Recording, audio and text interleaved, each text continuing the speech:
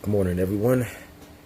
Enigma Incorporated back again with your daily dose of encouragement and success in real time. Episode 4 on looking at the laptop here. January 13th, 2022. Episode 4 entitled Exodus, Cutting the Ties That Bind.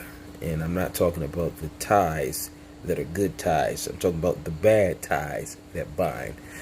So, you're taking a look at the videos and you decided that you wanted to get your business started off, or you wanted to just to do better, overall better for yourself. No matter what your goal is, you're going to have to cut the ties that bind.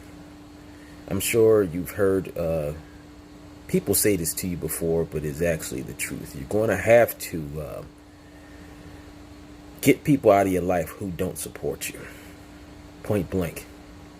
And while doing so, you have to be careful about who you speak to about your goals, because some people will try to talk you out of it. If you are trying to get anything up off the ground, anybody who's done any amount of reading will know that more than half the businesses that start fail within the first year. You know that. But is that going to stop you from trying? No, it shouldn't. And even if you fail the first time, doesn't mean you're going to fail the second time. And for those who are trying to start off a business, it doesn't mean you're going to fail the first time. Just because 50% of the population did, doesn't mean you're going to be included in that 50%. So, yes, you should do it. Do it. Even if you fail, do it again, because you just found a way where it doesn't work. Doesn't mean if you fail at it, don't do it again. Do it again, but just don't do the same things you did before. I am trying to get several things up off the ground, and I will get there. But I'm making these videos to show step-by-step process of what I'm doing to get there. So when I do become ultra successful, you just take a look at all these videos and see that I went through the same things as everybody else, and it just didn't happen overnight. It took sweat, blood, and tears to get this thing up off the ground. All right, enough of the intro. Let's get started. Cutting the ties that bind. There are many people in my life that I don't even speak to anymore, just because of, not because we had a particular falling out, it's just because our interest didn't align anymore, and then both of us knew it, and we didn't go about speaking with each other anymore, just because our interests no longer align. And that's what you're going to have to do. There's going to be people that you're